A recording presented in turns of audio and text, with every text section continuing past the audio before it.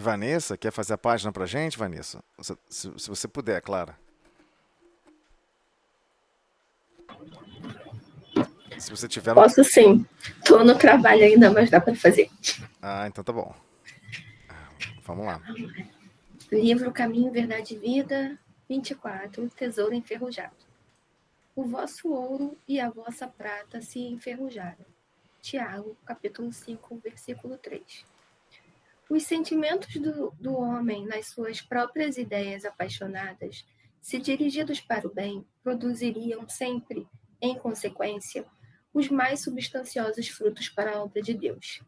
Em quase toda parte, porém, desenvolvem-se ao contrário, impedindo a concretização dos propósitos divinos, com respeito à redenção, regeneração das criaturas. De modo geral, vemos o amor interpretado tão somente à conta de emoção transitória dos sentidos materiais. A beneficência produzindo perturbação entre dezenas de pessoas para atender a 3 ou 4 doentes.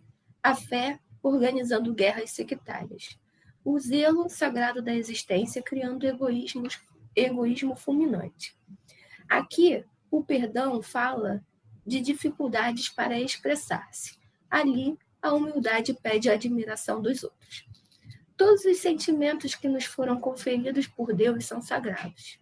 Constituem o ouro e a prata de nossa herança. Mas, como assevera o apóstolo, deixamos que as dávidas se enferrujassem no transcurso do tempo. Faz-se necessário, trabalhemos afanosamente, complicadamente, por eliminar a ferrugem que nos atacou os tesouros do espírito. Para isso, é indispensável compreendamos no Evangelho a história da renúncia perfeita e do perdão sem obstáculos, a fim de que estejamos caminhando verdadeiramente ao encontro do Cristo. Quiser O comentar, fica à que vontade. Não, o que eu entendo assim que é muito difícil, né, a gente praticar o bem na sociedade que a gente vive hoje. Quando a gente faz o bem, a gente é taxado muitas vezes como bobos, quando a gente perdoa é bobo, todo mundo vai te enganar, e muitas vezes a gente nem está preocupado com isso mesmo. A gente só quer mesmo seguir em frente o caminho do Cristo. Mas a sociedade fica em cima, né? Parece que não querem deixar que a gente evolua. Então é muito difícil. E é, é, o que o que eu entendo assim é que a gente só precisa praticar o bem, porque à medida que a gente vai praticando o bem, a gente vai vendo como aquilo faz bem para a gente e vendo o bem do próximo, que acaba que a gente só quer fazer isso. É basicamente isso que eu entendi, que a gente precisa desenvolver em nós esse caminho, né, do propósito divino, que é praticar o bem, amar ao próximo, perdoar, sempre. Mas que a gente vai encontrar bastante obstáculos pela frente. Não, com certeza, é isso aí mesmo. Os obstáculos vão existir sempre. Há 1000 anos atrás falávamos que era impossível, que era muito difícil. Poxa vida, eu tinha que acordar 3 da manhã para poder correr para plantar, para fazer isso, para fazer aquilo. E a gente sempre ainda é mortizado, né, pela ambientação externa. Mas é um efeito necessário que a gente precisa ter essa consciência. Nós nos sentimos parte do todo e precisamos aprender a evoluir com todos. E isso é mais importante do que simplesmente falar, não, eu já estou desligado de todos. Eu já consigo evoluir sem ninguém. É melhor se martirizar em dificuldades do que tentar evoluir sozinho. Você tem toda a razão. É claro que passamos por gargalos dificílimos. A nossa consciência vive em constante duelo. Avançar, progredir espiritualmente ou tentar avançar e progredir em relação a aspectos que não são exatamente ligados à parte divina.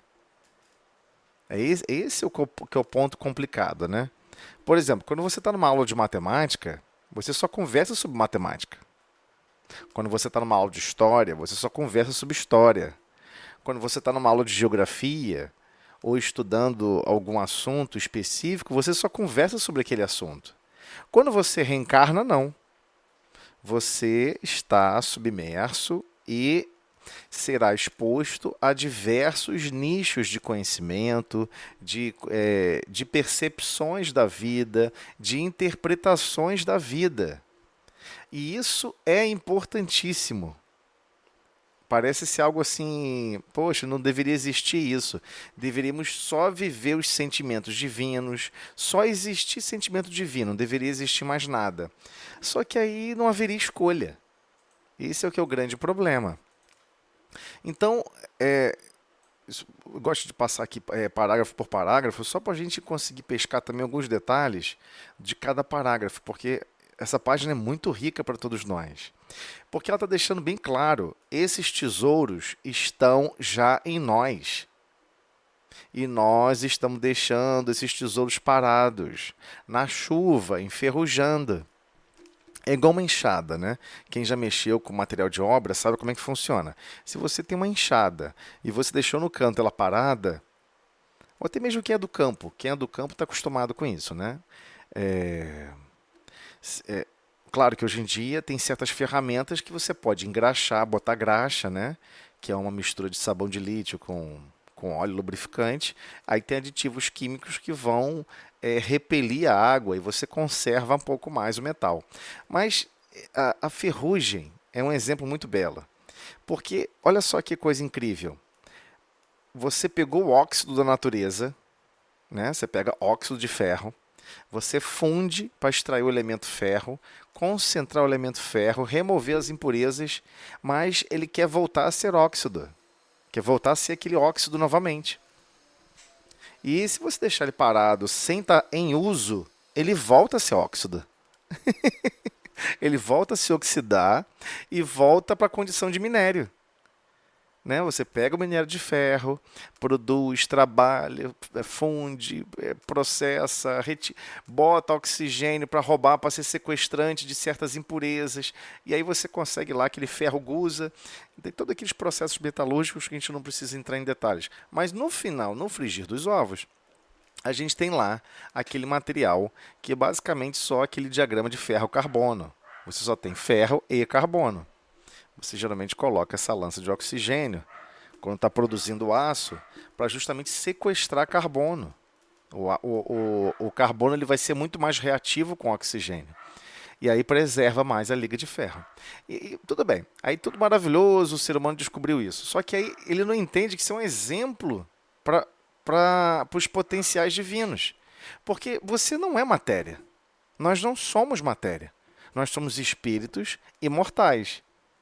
E é muito difícil, em todos os minutos das nossas vidas, repensarmos quem realmente nós somos. Você não está manipulando objetos. Tecnicamente, você nunca encostou em nenhuma matéria. Essa que é a parte mais chocante. Quem encostou em alguma matéria foi o seu corpo físico. E esse corpo físico, ele tem terminações nervosas. E que essas terminações nervosas chegaram até o seu cérebro um estímulo elétrico. É um sensor. O seu corpo físico é só um sensor. Nada mais que isso. E é impressionante nesse aspecto. Estou falando nesse sentido, né? Nesse sentido. Por quê? Porque aqui nesse parágrafo, ele está enaltecendo, ele está destacando os sentimentos. Os sentimentos que todos nós já temos. Só que você como você mesmo comentou, Vanessa, a gente só vai realmente começar a se preocupar mais com os nossos próprios sentimentos se nós não ficarmos prisioneiros, primeiro, na visão do mundo. Então a visão do mundo corre para que lado? Para não trabalhar, para não fazer nada e ficar observando tudo evoluindo e você se dando bem e a maioria trabalhando para você. Esse é basicamente a essência do que a maioria esmagadora busca. A maioria busca esse tipo de estilo de vida. Eu diria até que vive um princípio de filosofia de vida. Ah, mas isso é filosofia de vida materialista. Sim, mas a maioria vive uma filosofia de vida materialista, mas não percebe. Mesmo os que são chamados, ou até que se acreditam, né, religiosos. Porque o princípio religioso é você se religar a Deus. E não tem como você se religar a Deus se você não se religar ao próximo. Essa que é a parte mais dolorida. Então, por exemplo, a gente não pode imaginar, poxa, mas o mundo é tão difícil, você tem uma reação boa, as pessoas levam a mal, você faz alguma coisa de bem e as pessoas te debocham de você e tudo mais. Não tem problema com relação a isso. A questão é, que sentimentos você está animando o tempo todo? Porque esse conjunto valoroso de sentimentos, eu diria até que os sentimentos mais nobres na Terra, por exemplo, aqueles que são ligados à maternidade, à paternidade, esses sentimentos mais puros, em essência, eles não são nossos. Em essência, eles não são nossos. Porque, na verdade, o ato de ser um pai ou ser uma mãe é uma manifestação, aqui na Terra, essencialmente material. Mas se você observar o lado do campo dos sentimentos, aí muda tudo de figura. Você pode ter um comportamento de mãe e de pai eternamente por alguém.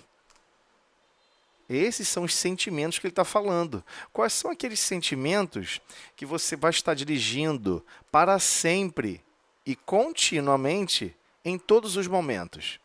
Então ele está deixando bem claro. Os sentimentos do homem, nas suas próprias ideias apaixonadas, se dirigidos para o bem, olha só, hein? Ele não está falando dos sentimentos perfeitos. Olha só que incrível. Não, os sentimentos do ser humano, né? Quando estamos aqui animando o corpo físico, essas próprias ideias apaixonadas que cada um tem.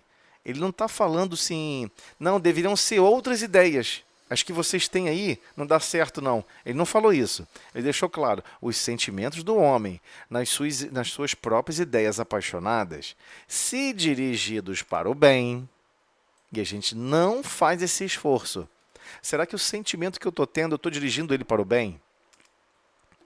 Produziriam sempre, em consequência, os mais substanciosos frutos para a obra de Deus. Por quê? Porque Deus vai engendrar, vai projetar, vai elaborar o seu destino a você ser, de certa forma, constrangido a amar, constrangido a ser paciente, constrangido a cuidar de alguém.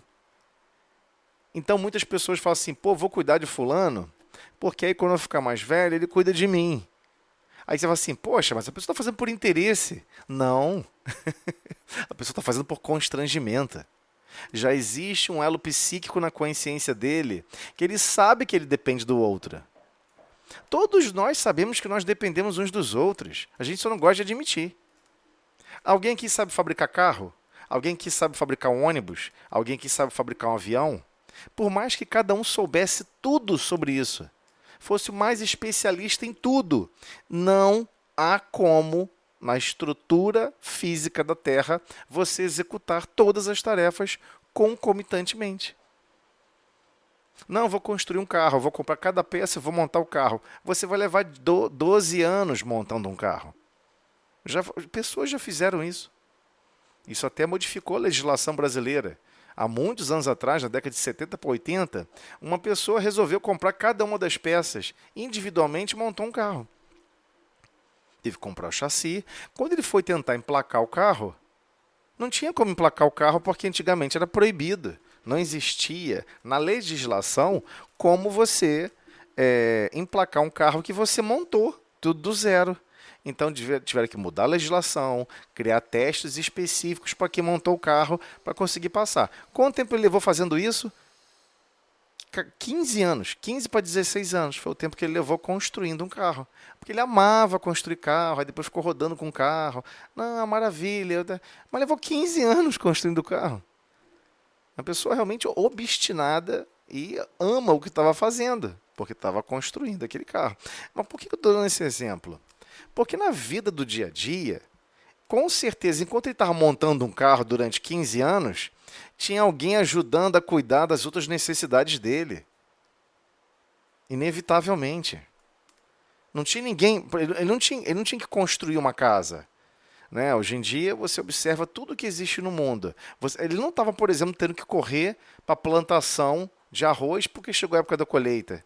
E se ele não pegar esses grãos e guardar no celeiro, ele não vai conseguir sobreviver ao inverno. Não existe mais isso. Você vai ali, se beneficia do trabalho de centenas de pessoas, de milhares de pessoas que colaboram com a produção de alimentos no campo. Então, todos nós estamos interligados. Pensar que existe fora do próximo é pensar que existe fora de Deus. Ok? Então, já entendendo isso, ele deixa claro. Porque ele parece o seguinte: como assim?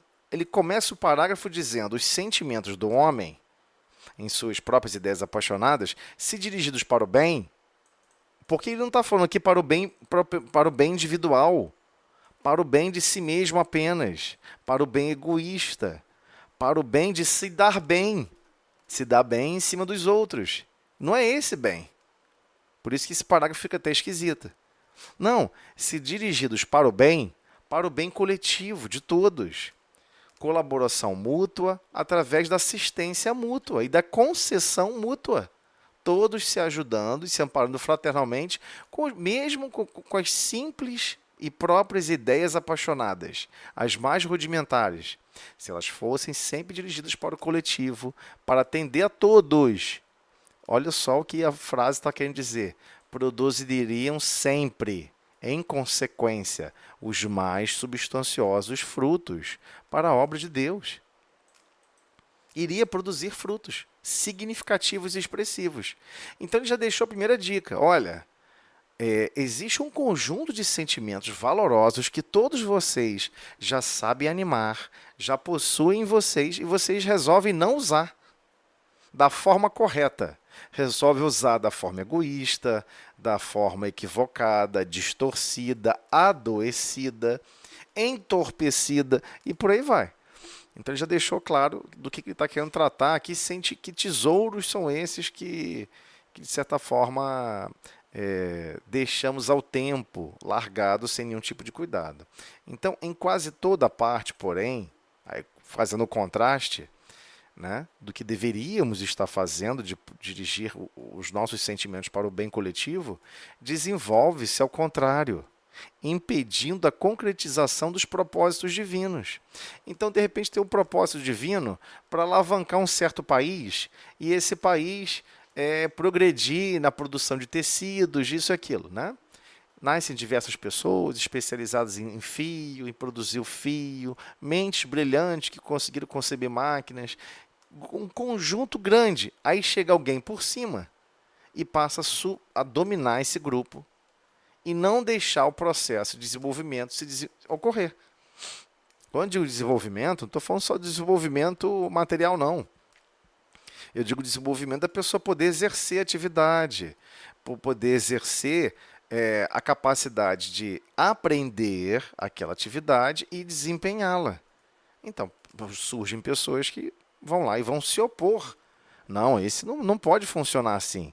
Eu sou contra esse tipo de comportamento. Temos que nos desenvolver igual a França. Temos que nos desenvolver igual a Alemanha. E a pessoa quer forçar a experiência que ela já teve em outras encarnações, totalmente perturbada, ela quer replicar aqui. Ela quer replicar no Uruguai, no Paraguai. E aí a gente vai vendo as complicações que vão ocorrendo. Mas a essência da complicação, a essência do problema, não está na parte física. Está na parte dos sentimentos. Por vezes a pessoa reencarna no Brasil, mas a consciência da pessoa é 100% europeia. A pessoa só admira a Europa. Tudo que está aqui é feio. Tudo não presta. Tudo é horroroso. Tudo é desagradável. Nossa, que calor. Como se lá não fizesse calor. Nossa, que frio. Como se lá não fizesse frio. Nossa, que coisa feia. Como se lá nunca tivesse sido feio no passado. Mas foram milhões de almas que se doaram para deixar mais bonita. Ou as pessoas estão achando que concreto vai para o lugar com um estalar de dedos. Não vai, né? Então, o que eu estou querendo dizer com relação a isso? Existem certos propósitos divinos de união coletiva, de integração coletiva, onde é claro que cada agrupamento vai ter que contribuir segundo suas aptidões que foram permitidas ser exercidas. Mas isso é do ponto de vista de obrar no dia a dia, praticamente com a matéria. Até isso, hoje em dia, conseguimos produzir uma forma de emperrar o progresso que Deus quer promover para toda a humanidade. Então existe um outro mais grave ainda, que é quando a gente quer emperrar ao máximo o desenvolvimento dos sentimentos em terceiros, que era o que Vanessa estava justamente comentando. Puxa vida, às vezes estou numa convivência, eu faço um bem a alguém, alguém vai e critica, ou então eu perdoo a pessoa, pô, você perdoa fulano, cara, que isso, cheio de ser bobão. E por aí vai. Não faz sentido. Parece que é contrário à lógica da sociedade. E realmente é contrário. Realmente é contrário. Quem quer se desenvolver em amor e sabedoria, quer se desenvolver em amor e sabedoria para servir e amar a todos. E servir a todos. É óbvio que é contrário a toda a lógica que se espalhou pela Terra com os conceitos mais distorcidos que faz você ficar distraído aqui e não perceber o que você precisa se desenvolver. Você precisa exercitar os sentimentos que você já possui em germen. Já possui, basicamente, estrutural. Está ali aquele metal bruto. Você tem que trabalhar aquele metal bruto, mas se você não trabalhar esse metal bruto, ele está enferrujando. Está se consumindo. Então é nesse sentido que ele está querendo dizer. Tem impactos do ponto de vista com relação à vida material? É óbvio que tem. Mas tem impactos com relação aos sentimentos que a pessoa vai passar a exercer em convivência? Esses são os piores. Porque lá no livro Pensamento e Vida, eu sei que é difícil entender isso. O livro Pensamento e Vida explica o seguinte: a origem do pensamento. Nenhum pensamento é originado sem passar pelo crivo dos seus sentimentos. Então, o crivo dos sentimentos é como se fosse um grande berço, um berço aconchegante. E ali é que nasce e é meio que cuidado, pouco a pouco, o padrão do pensamento que é executado. Então, não existe um pensamento essencialmente analítico. Não existe. Todo pensamento tem um interesse por trás. Então, por vezes, o grande cientista está lá pensando analiticamente, isso aqui vai ser tão bom para todo mundo, mas, por vezes, ele está preocupado em o nome dele ser reconhecido. Por vezes, ele está preocupado em deixar uma contribuição, uma marca na sociedade que fique com a marca dele. Mas não é dele, nada é nosso. Então, até isso, para desconstruir da cabeça dos processos de ensino que ocorreram nas escolas, é muito difícil. Equação de Bernoulli, equação de Newton. Eu aposto que Newton hoje está gritando, pelo amor de Deus, pare de falar meu nome dessas equações. Eu não aguento mais ouvir o meu nome. Claro que, graças a Deus, ele não lembra mais dessa encarnação. A bondade divina faz com que ele se desapegue dessa consciência mais terra a terra. Então, qual o problema? O problema é que pouco a pouco vai minando os nossos potenciais de sentimentos. Ah, mas é alguém, é um agente externo que faz isso? Não, é a nossa consciência. A nossa consciência escolhe. Ah, eu não quero mais amar, não. Esse negócio de amar é muito ruim. Eu só quero ser amado. Ok, você pode querer tentar viver assim. Vai dar ruim. Não existe isso, só querer ser amado. Não funciona assim. Não funciona em espectro algum, em nada com relação às leis naturais. Então é mais ou menos nesse sentido que ele vem falando, que sim, desenvolve-se ao contrário, ou seja, os sentimentos estão sendo desenvolvidos ao contrário. Ou seja, a seta, ou seja, vamos pensar em termos de vetor, né? O vetor deveria apontar da esquerda para a direita, uma seta. Ele está apontando, é a mesma intensidade, é o mesmo potencial, a mesma capacidade de amar, a mesma capacidade de perdoar, mas está sendo apontado por direção contrária. Eu não vou amar. Aí o que você aponta para que direção? Eu vou odiar. Eu não vou perdoar. Eu vou me vingar. Vem tudo daí. A gênese, a origem da contradição essencial é aí. Por que a pessoa escolhe se vingar? A vingança vai trazer aquela época a vingança vai te brindar, acessar uma máquina do tempo para você voltar àquela época com aquelas pessoas que você amava, com aquela e não sofrer uma contrariedade, não sofrer um problema? Não, não tem como. É impossível. Ah, mas a vingança, eu vou conseguir educar o próximo. Mentira, você não está preocupado em educar o próximo. Você quer que ele sofra as dores que você sofreu. Por quê? Porque você é tão mal contra ele, quanto o próximo. E você quer maltratá-lo tanto ou quanto ou mais do que você foi maltratada. Por quê? Porque quer demonstrar quem é mais perverso. Mas o que isso tem a ver com evolução? Nada. Então por que continua animando esse tipo de sentimento? Porque é o sentimento mais fácil de se animar.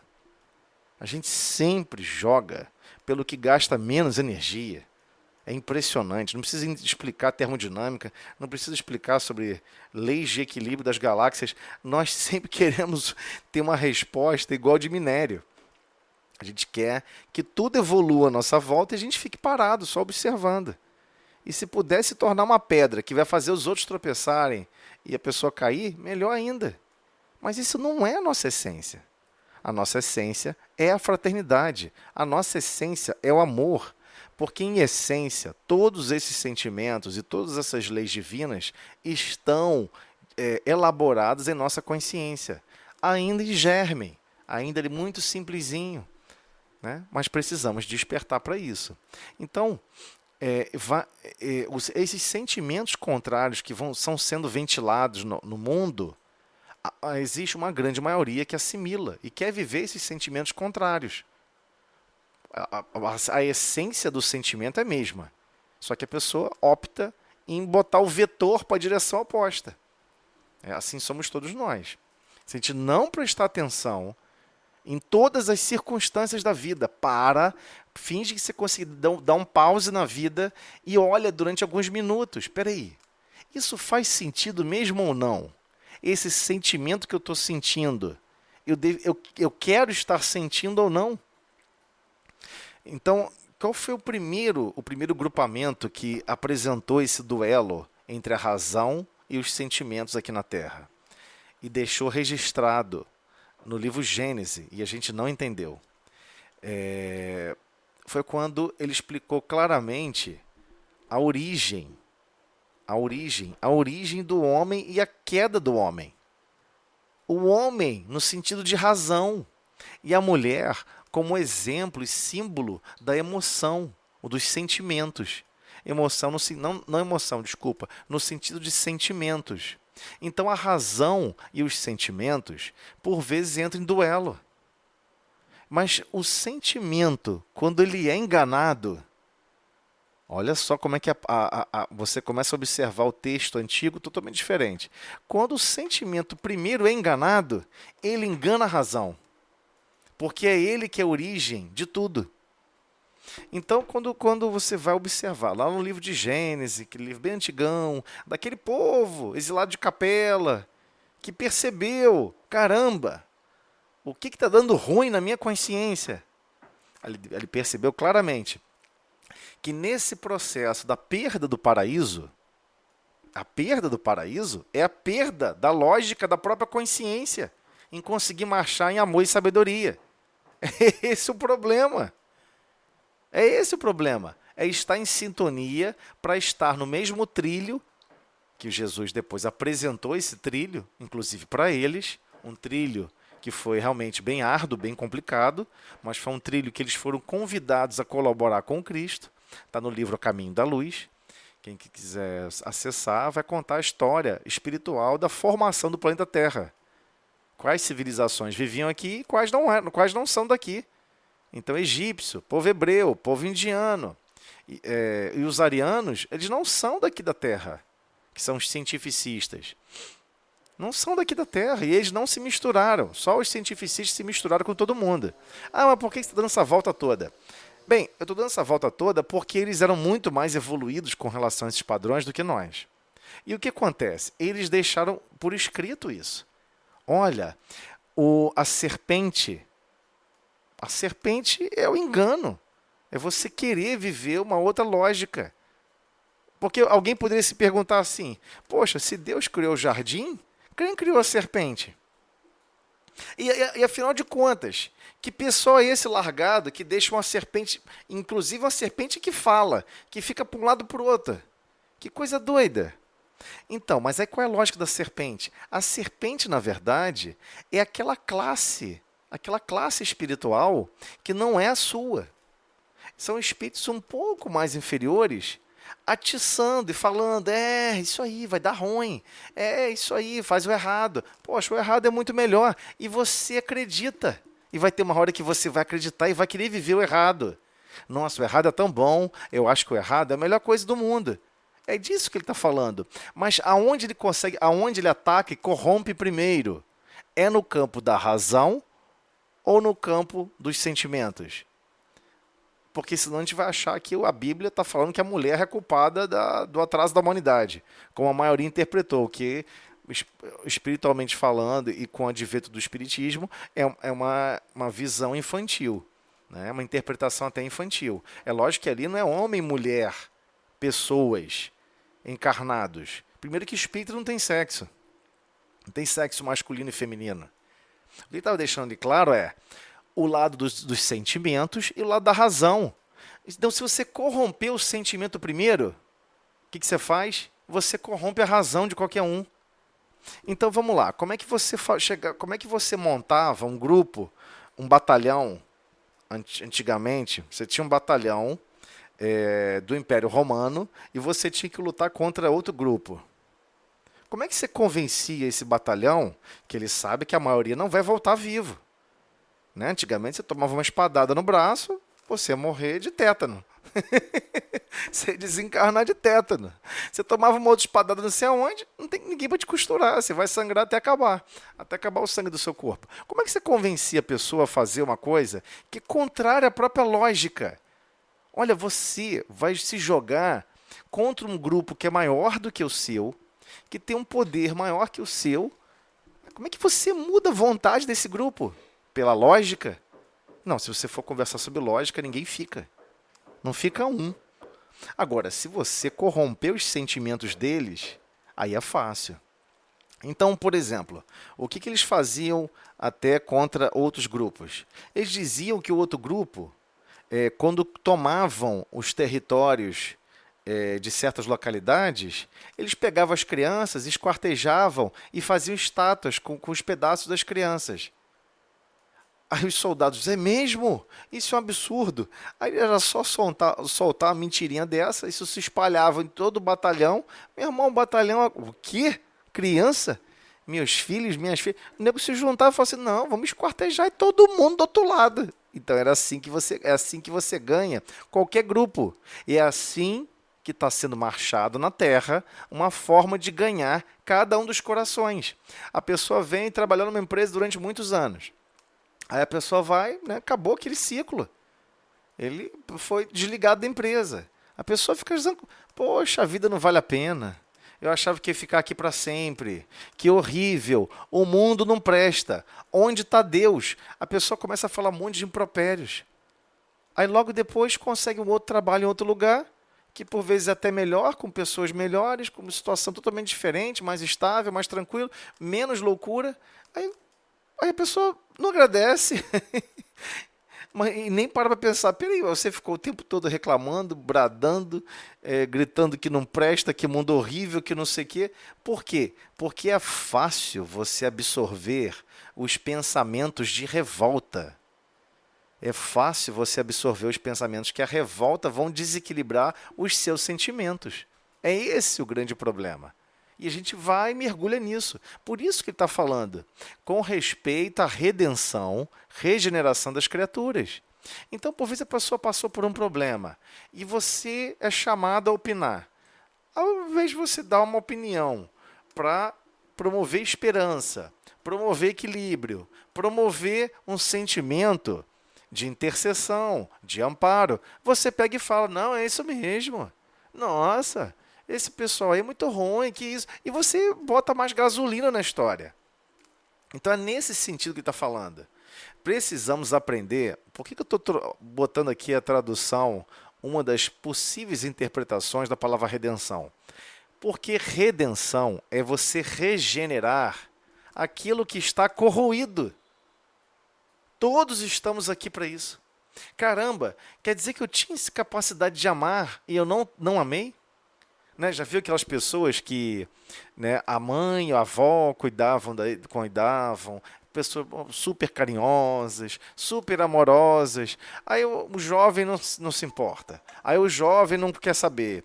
Aí o jovem não se importa, ignora, até maltrata. Aí o que acontece? O tempo vai passando, o tempo vai passando. Aí a pessoa vai e desencarna. Aí fica toda chorosa. Pô, eu queria tanto ter amado mais. Eu queria tanto ter feito mais por ela. Eu queria tanto. Ou seja, você sabia que você tinha esse potencial de amar. Você sabia que você tinha o potencial de sentimentos nobres para exercer. Você que escolheu não exercer. É disso que ele está falando. E isso vai ficando parado. Aí quando você vai retomar e vai tentar ser carinhoso com alguém, vai tentar falar uma palavra meiga, você não consegue. Parece que está tudo enferrujado. Já viu aquelas portas enferrujadas, onde o dormente está enferrujado? Tudo agarra, a porta fica pesada, tudo fica difícil de se fazer. É exatamente disso que ele está falando. Os seus sentimentos, quando ficam estacionados, quando você desejar retomar eles, fique tranquilo, você tem esse potencial, mas é muito mais complicado. É pesado, fica tudo mais difícil. Então, por vezes, ainda estamos impondo essa dificuldade para as outras consciências, criando dificuldades, empecilhos para que os outros possam se regenerar. Não, eu não vou perdoar fulano. Fulano tinha que ter me respeitado. Isso foi um absurdo. Foi uma queda da pessoa, a pessoa falhou.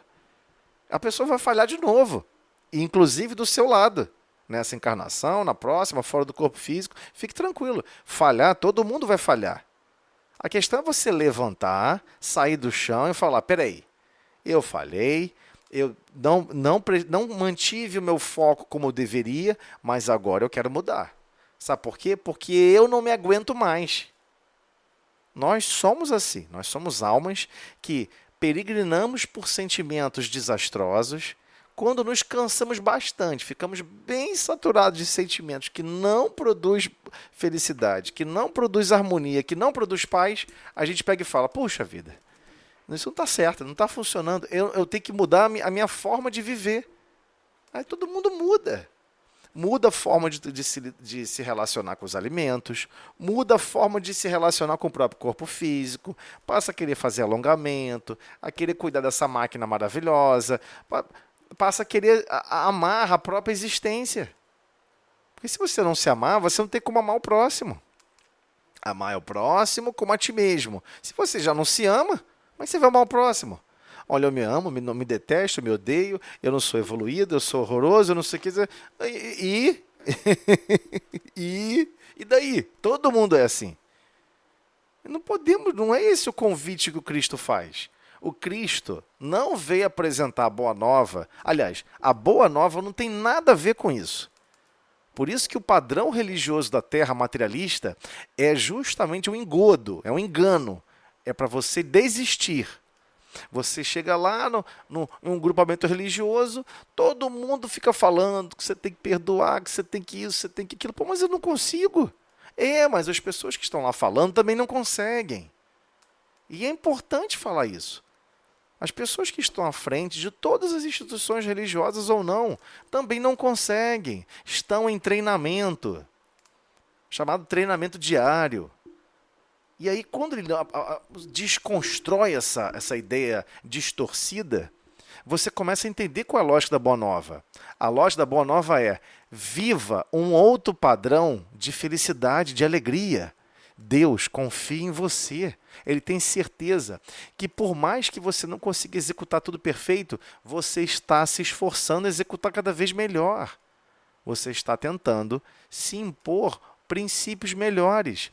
E aí você vai parar e pensar se deve ou não arremessar sentimentos de contrariedades, arremessar sentimentos contrários ao bem, ao amor e à verdade, que Deus aguarda de todos nós, em terceiros. Você não vai querer mais isso. Você sabe que aquela outra alma que está ali do seu lado é igualzinha a você. Você precisa trabalhar a regeneração dessa estátua, que é o seu próprio mundo íntimo. Né? Não foi isso que Jesus deixou claro com relação à túnica? Quando ele fala que está para vir uma festa, uma grande festa, e você tem que se preparar para essa festa com a túnica.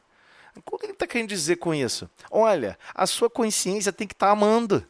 A sua consciência tem que estar amando continuamente. A sua consciência tem que estar desenvolvida suficientemente em sabedoria para saber como amar melhor e cada vez melhor. Quando você está nesse padrão, vai embora. Ele engrenou e vai embora. Essa é a ideia central. Então, sim, o próprio conceito de regeneração é tirar as ferrugens dos campos dos nossos sentimentos que nós criamos, que nós retardamos o processo. Aí ele vai dizer como. De modo geral, vemos o amor interpretado tão somente a conta de emoção transitória, dos sentidos materiais. Né? Ah, vamos fazer amor? Né? Aí fica misturando sexo com amor. Sexo não é amor. Não, mas eu só consigo amar do ponto de vista sexual. Ok, não tem problema, é uma limitação. Uma hora você vai superar. Já é uma forma de amor. No passado, estava sempre matando, só queria. A única alegria era matar os outros. Agora não, pelo menos transladou toda a energia que era direcionada para a raiva e para o ódio, conduziu e canalizou para a área do sexo. Não tem problema, vai saturar lá também, da mesma forma que saturou na área da violência, satura e a pessoa, não alcancei felicidade. E aí vai para outro lugar. E também não alcancei felicidade. Aí vai buscando. Uma hora vai encontrar o equilíbrio. Então, vemos o amor interpretado tão somente a conta de emoção transitória, dos sentidos materiais. Então a pessoa só está amando quando está tudo maravilhoso. Né? E o amor, por vezes, é revestido de situações adversas, situações até externas, situações até materiais. Não, eu só posso amar fulano se fulano tiver uma grande conta bancária, se fulano tiver um carro maravilhoso. Não, peraí, então você não vai amar fulano, você vai amar aquelas posses materiais. É disso que ele está falando. Você quer se sentir bem, confortavelmente em alguma posição, e aí diz que está buscando o amor, mas não é verdade. Você está não conseguindo admitir na sua própria consciência que, no fundo, você ama o conforto material e, por vezes, ama não ter que trabalhar, ama não ter que se esforçar, ama não ter que servir. É isso que ele está falando nessa frase. Vemos o amor interpretado tão somente... Aí alguém pode dizer assim, então essa pessoa não sabe amar. Não, não é isso. Ela possui o germe do amor mais puro. Só que, por enquanto, ela quer exercê-lo com o vetor direcionado só para a matéria. Não tem problema, você quer, tudo bem, você não é matéria. Você quer ficar focado só nisso, não tem problema. Vai chegar um ponto que satura. Vai ficar 60, 80, 1000 encarnações nisso. Você não alcança nenhuma alegria, nenhuma felicidade. Foi o que aconteceu com Maria de Madalena. Né? Todos, quando vão observar lá no livro Boa Nova a mensagem sobre Maria de Madalena, a verdadeira mensagem, o que realmente se passou, Maria de Madalena estava saturada daquilo tudo. Já não sentia, ia para as festas, para as bagunças, não sentia mais alegria. Né? Porque a Maria Madalena daquela época era a mulher liberta de hoje, não tem nenhuma prisão com relação à estrutura familiar, à estrutura financeira. É uma pessoa independente financeiramente, é uma pessoa independente sexualmente. E aí, não, naquela época era classificada como pecadora. Só que aí vai para a festa, o vinho já não tem mais o mesmo gosto. Aquelas gargalhadas vazias já não tem mais a mesma graça. Aquelas companhias que você vê que não traz contribuições sinceras para o seu mundo íntimo, já não te alegram da mesma maneira. Vai se esvaindo essa percepção de amor interpretado tão somente para a emoção transitória. Aí a pessoa acaba de rir, numa gargalhada de alguma coisa, de alguma piada, mas a pessoa não consegue rir o suficiente e daqui a 20 minutos está chorando, em desespero. Do tipo, o que eu estou fazendo aqui? Nada disso mais me preenche. E isso acontece com inúmeras pessoas, aos montes. Então ele dá esse exemplo sobre o amor mal dirigido. Agora ele vai falar sobre a beneficência. Essa aqui é doída, a gente ter essa consciência. Por vezes a pessoa anima o sentimento de querer ajudar o próximo. Essa aqui é doída. Ah, eu quero ajudar o próximo, quero ajudar o próximo. Aí quer fazer o quê? Causar uma benfeitoria para alguém. Aí você pega o sentimento nobre, justo e belo da caridade, transmuta para ações somente materiais, desliga os sentimentos nobres e faz o quê? Só produz perturbação em dezenas de pessoas, até atender 3 ou 4 doentes. Por exemplo, vamos supor que a pessoa vai fazer uma campanha de arrecadação, que alguém já deve ter passado por isso. Vai fazer a campanha de arrecadação. Uma vez aconteceu isso comigo, eu vou falar então claramente. Aconteceu isso comigo. Eu estava com uma pessoa e a pessoa estava fazendo uma campanha para arrecadação de fundos para ajudar não sei o que, lá não sei da onde. E, por coincidência, era daquele acidente que aconteceu lá em Petrópolis, né? Muito tempo atrás, uma chuva muito forte. E eu já tinha colaborado com outro grupo, né? Outro grupo que eu participo do judô e tal. E eu fico aquela coisa, né? Até falei com a pessoa, pô, tem que tomar cuidado, porque se a gente está em contato com o setor lá de abrigo, porque abrigo não é assim, né? Você não pode chegar lá e levar 3.000 pares de sapato. Você não pode chegar lá com 2.000 camisas. Ele não tem esse volume de desabrigado, ele não tem onde estocar isso. E o que aconteceu? Exatamente isso. Então é óbvio que eu não falei para causar desânimo em ninguém. Mas quem está lá foi altamente perturbado. Ele queria ajudar um grupo, pediu ajuda e as pessoas, de forma desequilibrada, sem se comunicar, promoveram a desgraça daquelas pessoas. E da mesma maneira que estava ajudando a orientar e organizar lá o local. E o mesmo acontece com relação à saúde de alguém. Olha, tem uma pessoa doente, eu preciso de alguém, preciso que você me ajude a comprar um remédio para fulano. Aí a pessoa sai brigando com todo mundo. Aí você não vai ajudar não? Pô, que absurdo que não sei o quê. Começa a perturbar todo mundo. Praticamente brigar com as pessoas para obrigar elas a servirem o que ela quer. Olha que psicose alucinada. Nós somos psicóticos aos montes, né? A gente não percebe. E o que ele está falando? Você tem um sentimento de ajudar e você quer operar da pior forma. Esse é o segundo exemplo. Aí tem um outro também, barra pesada. A fé organizando guerras sectárias. Quantas guerras ocorreram em lógica e padrões com relação à fé, e não, fé materialista, é claro, né? Não a fé verdadeira. Fé materialista. Então, por exemplo, ele quer ver todo mundo católico. Ele quer ver todo mundo protestante. Ele quer ver todo mundo muçulmano. Não pode existir outra religião. Mas por quê? Por quê?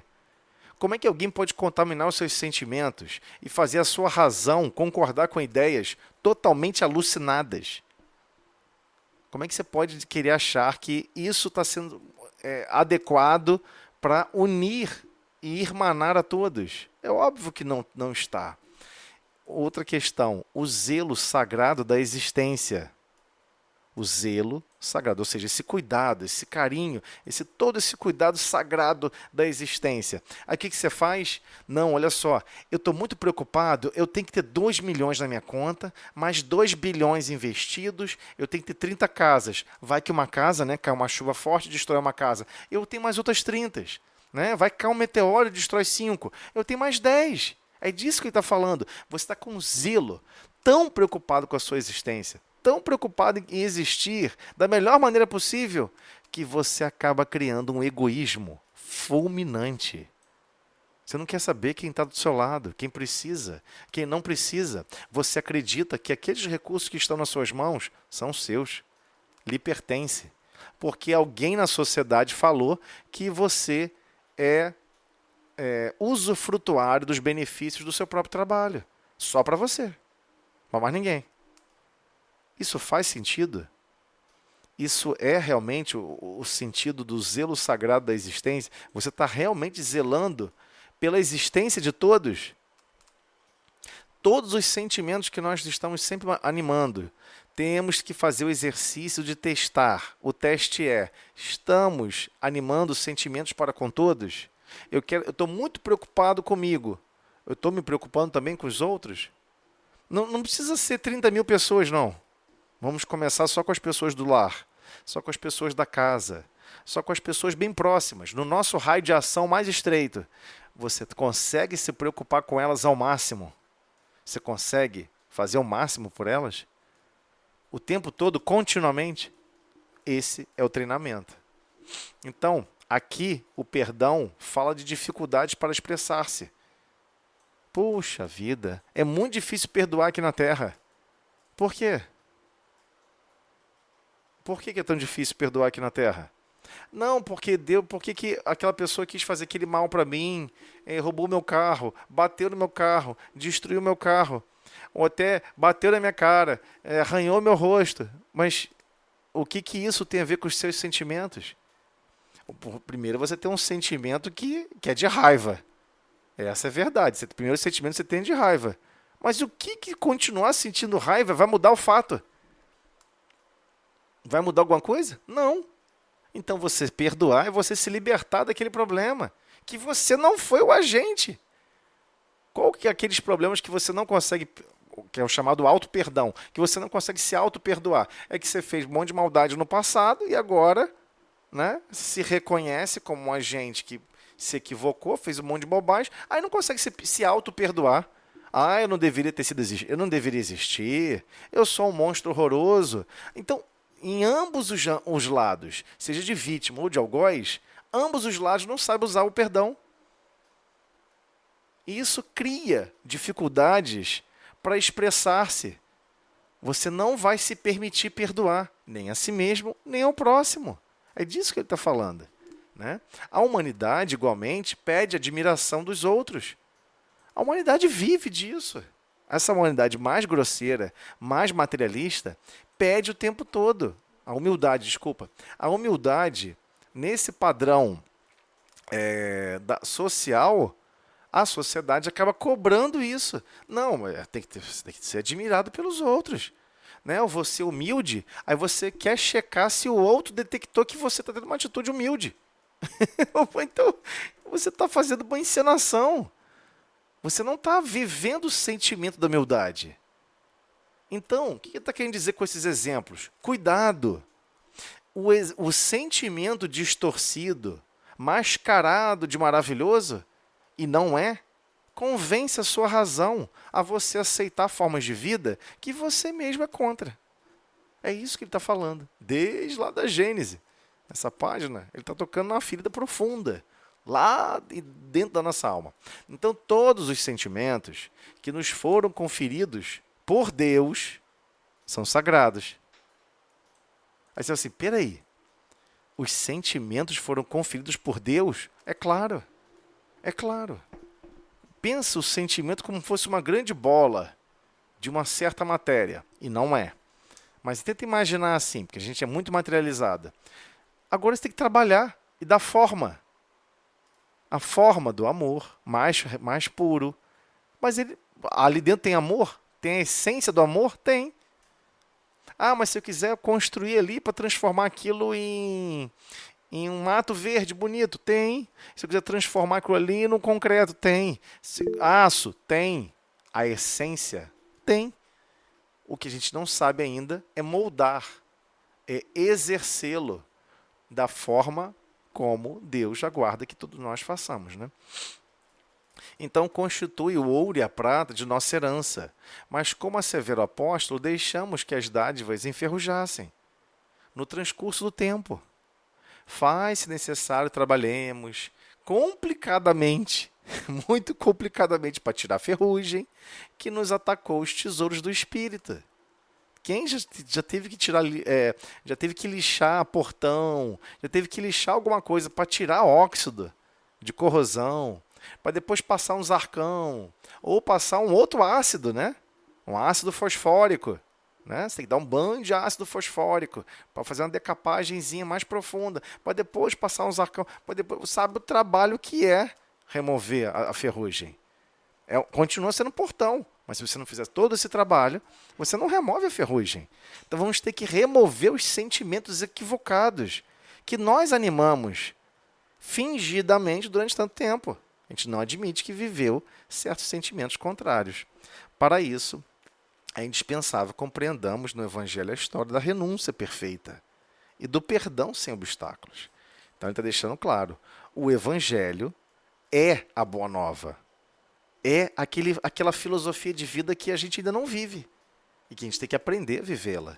E aí, quando a gente estiver marchando nessa mesma direção, na direção certa, estaremos ao encontro do Cristo, porque vamos estar no vetor, no modo, direção e sentido adequado para o Cristo, e o Cristo sempre nos animando e apontando para Deus.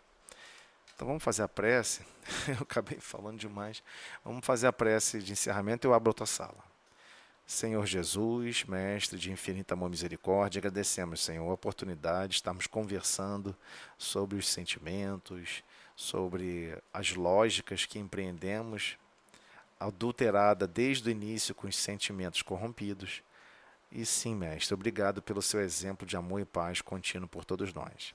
Te pedimos para darmos por iniciada a reunião do estudo do Livro dos Médiuns, na tua paz e harmonia. Que assim seja. Agora vou botar para gravar aqui. Vamos lá. Tentar aumentar aqui. Tá dando para ler bem aí? Tá, né? Então, retornando aqui, agora vamos ver como Kardec tratou as explicações daquelas pessoas que, estudando o fenômeno mediúnico, entendia que o médium estava tendo uma alucinação. Ok? Então, já avançamos um pouquinho, primeiro item, né? E eu marquei aqui o 112. Então, vamos continuar aqui a partir do 112. Então, por favor, quem tiver alguma dúvida, quiser parar, perguntar, comentar, por favor, sinta-se à vontade. Então, ele começa. A causa dos sonhos, nunca a ciência a explicou. Kardec vai logo na ferida, né? Dá logo voadora no meio dos peitos, né? Como é que todo mundo, né, lembra de um sonho e diz que não, o sonho é uma imaginação, o sonho é uma criação da sua mente. Aí a pessoa vai e sonha com alguma coisa extremamente precisa, né? Como é que você explica isso, né? A ciência nunca se debruçou nisso porque é complexo mesmo. Atribui os sonhos a um efeito da imaginação, mas não nos diz o que é a imaginação, nem como esta produz as imagens tão claras e tão nítidas que às vezes nos aparecem. Consiste isso em explicar uma coisa que não é conhecida por outra que ainda o é menos. A questão permanece de pé. Então, Kardec deixou claro. Você acredita, então, que o fenômeno mediúnico e todas as reações mediúnicas é uma forma de alucinação do pensamento? Ué, por que você não fala a mesma coisa com relação ao sonho? E diz que todo mundo é alucinado durante o sono à noite e fica tendo alucinações o tempo todo. Então, é claro que aqui nós não estamos entrando em discordância com relação às ciências biomédicas, né? Se a pessoa realmente tem uma infecção, né, a pessoa realmente tem um problema cerebral, onde realmente cria, no setor do cérebro, tem um tumor pressionando ali a região que faz a absorção elétrica desse transdutor que captura imagens, transforma em reações elétricas e coordena essas informações para você interpretar como imagem, que essa aqui é a realidade, né, do corpo físico, um transdutor, né? Você está observando através de um telescópio, através de um microscópio. É o seu olho. O seu olho é um equipamento que tem uma faixa de foco, tem uma faixa de enxergar mais perto, mais longe, enfim. É um transdutor. Porque você, espírito desencarnado, você não tem olho nenhum. Ah, mas eu soube que tem uma coisa chamada perispírito, corpo perispiritual. Sim, ainda é um tipo de matéria que está revestindo o espírito. O espírito em si, ele não tem olho físico, como a gente imagina. Então, nós não somos isso. Isso não é a nossa essência. Não é o que... Quando você pensa, quando você sente, aí sim é a sua essência, né? Então, a teoria da alucinação, ela foi empregada numa direção. E Kardec falava, olha, por que você não faz a mesma coisa com o sonho? Por que você quer atribuir uma teoria de alucinação, mas você não aplica isso para os sonhos? Ninguém fala sobre isso. Até hoje. Nós observamos como os séculos estão se mergulhando cada vez mais nas fronteiras do materialismo e cada vez mais profundamente no materialismo, quando você foge cada vez mais dessas essências, de responder as perguntas mais essenciais que a filosofia já cansou de lançar aqui na Terra. Da onde eu venho? Para onde eu vou? O que eu estou fazendo aqui? E a gente fica fugindo disso, né? Então, Kardec foi brilhante aqui nesse item. Foi um golaço de Kardec colocar dessa maneira. Porque realmente, cara, como é que você quer pegar uma teoria, uma lógica, e querer aplicar em uma coisa e não aplicar em tudo? Né? Aplica então para tudo. Né? Vai dizer também que o sonho é alucinação. Mas não é essa a questão, né? Não é assim que é retratada. Então, dizem ser uma recordação das preocupações da véspera. A pessoa está muito preocupada com alguma coisa, aí sonha. Aí, esse sonho, na verdade, é a mente humana se preocupando. É outra forma de tratar o assunto. Porém, mesmo que se admita essa solução, o que não o é, ainda restaria saber qual o espelho mágico que conserva, assim, a impressão das coisas. Como é que você consegue manter a impressão tão profunda e tão detalhada? Né? Como se explicarão, sobretudo, essas visões de coisas reais que a pessoa nunca viu no estado de vigília, ou seja, acordado, e nos quais jamais sequer pensou? A pessoa nunca pensou sobre aquele assunto e está lá, de repente, está mergulhada num assunto que ela nunca viu e ela testemunhou isso fora do corpo físico pelas reminiscências ali truncadas do que a gente chama hoje de sonho. Só o Espiritismo nos podia dar a chave desse estranho fenômeno, que passa despercebido por causa da sua mesma vulgaridade, como sucede com todas as maravilhas da natureza, que calcamos aos pés. Então, vulgaridade aqui não é de vulgaridade pejorativo, né? Pejorativamente. Ele está de vulgaridade aqui de coisa bem comum. Como os sonhos é uma coisa tão comum, você deixa para lá, você não se importa, você não está preocupado com isso. Então, só o Espiritismo realmente poderia pegar algo que todo mundo deixa passar despercebido e apresentar uma chave que vai ajudar você a compreender, a abrir essa porta e observar o que ali está se desempenhando. Não necessariamente você vai ter capacidade de absorver em essência tudo que está sendo concretizado fora do corpo físico. Primeiro que as pessoas poderiam se perturbar, atrapalhar a encarnação. Então, não é assim. A lembrança não é uma escolha. Né? Então, por isso, vem os sonhos, as memórias, tudo truncadas. Né? É nesse sentido que ele está falando. Prosseguindo. Os sábios desdenharam de ocupar-se, ou seja, ficaram zombando, né? Zombando, fazendo chacota, de ocupar-se com a alucinação. Quer seja real, quer não. Ela constitui um fenômeno que a fisiologia tem que se mostrar capaz de explicar, sob pena de confessar a sua insuficiência. Então, é algo muito realmente penoso você jogar nas ciências biomédicas a obrigatoriedade, porque todo mundo faz isso, né? Já que a ciência se tornou uma instituição fantasmagórica, né? Não tem responsabilidade, não precisa prestar conta para ninguém quando erra, quando acerta é louvor para todos, quando erra ninguém é culpado, foi assim mesmo, foi, e como é que você pegar alguma coisa que é extremamente material para explicar que a fisiologia, né, como que o corpo físico funciona, como esse conjunto de estruturas funcionam harmonicamente e tentar explicar algo que não é físico? Né? Igual você tentar fazer experimentos com água para explicar o que acontece dentro de uma rocha. Alguém vai falar assim, meu amigo, água é H2O, a molécula de água. Como é que você está tentando fazer experimentos com água para explicar o que está dentro da rocha? A rocha é outra constituição física, é outra estrutura atômica. Não é possível. Ainda se tratando de matéria para com matéria. Agora imagina você tentar pegar ações e reações fisiológicas de um transdutor. Né? Um transdutor traduz situações físicas para interpretação elétrica, e a interpretação elétrica a gente captura no perispírito e capturamos em nós mesmos espíritos. Como é que você quer pegar esse transdutor para ele explicar o que acontece lá com o espírita e lá com o perispírita? É outra faixa, é outra lógica, são outras leis naturais que lá estão a se realizar e se concretizar. É isso que Kardec veio trazer tão intensamente, que chocou a todos nós.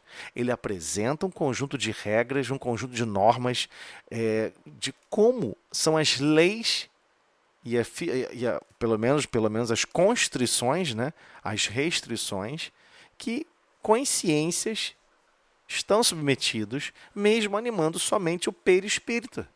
Quando você está fora do corpo físico, você desencarnou, você vai animar o perispírito. Nessa de animar o perispírito, existem regras. Né? Você não pode achar que você pode querer fazer tudo o que você bem entender, porque não pode, né? Não pode, porque existem regras essenciais. Né? Ele salvou aqui, eu me perdi. 117, não. Volta. Não sejamos tão apressados. Vamos lá. Não sei se eu consegui me fazer claro em relação a isso, né? Ok? Alguém quer fazer alguma pergunta? Ok? Então, a fisiologia, ela não tem que ser capaz de explicar certos fenômenos. É igual que acontece hoje na literatura técnica, né? Você estuda estatística. Aí você quer usar estatística para tudo. Você quer usar ferramentas estatísticas que foram desenvolvidas para contar maçã, para explicar crescimento e contar as coisas, contar certos fenômenos, e você quer usar para diagnosticar ferramentas para medicações para o ambiente fisiológico. Olha, situações ainda materiais para matéria, de matéria para com matéria. Já não está funcionando certos recursos lógicos, né? Está faltando conhecimento. Como você pegar alguma coisa que não é material e querer aplicar lógicas materiais para explicar? É isso que ele está falando. Não tem como você obrigar pessoas que estão estudando a fisiologia, o funcionamento do corpo físico, e achar que esse funcionamento vai explicar o que acontece, por exemplo, com o sonho, com a sua percepção. Foi o que derrubou completamente aquelas pessoas mais materialistas, sofreram muito com ocorreu o desenvolvimento, tentaram até frear, né? Não sei se vocês conhecem essa história, tentaram frear a divulgação dos resultados do chamado os testes encefalogramas, né? Onde você fica monitorando os campos elétricos que são fornecidos a partir da reação no nosso cérebro grosseiro material. Você pode botar uma série de transdutores e monitorar. Então as pessoas passavam por experiência de quase morte, a pessoa estava com um transdutor. É assim que na Terra se alicerçou a definição do que é a morte do corpo físico. Não é mais por parada cardíaca, ou seja, o coração pode estar batendo, mas se não tiver função cerebral, não for detectado nesses transdutores, você desencarnou. Essa definição judicial, né? Se você for buscar qual é o termo jurídico que define o conceito de morte biológica, é isso.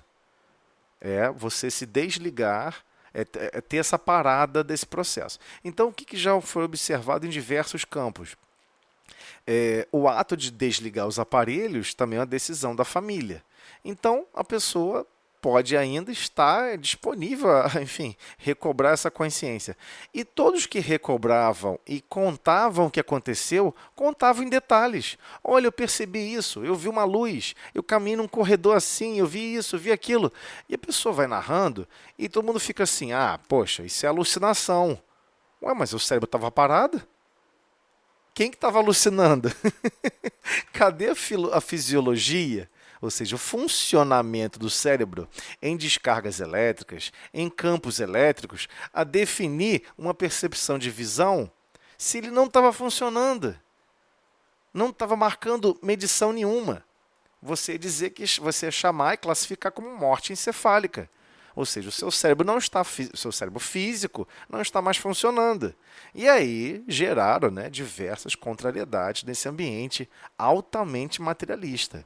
Mas eles tiveram que engolir, não tem jeito, é uma prova material, é uma prova física, acabou.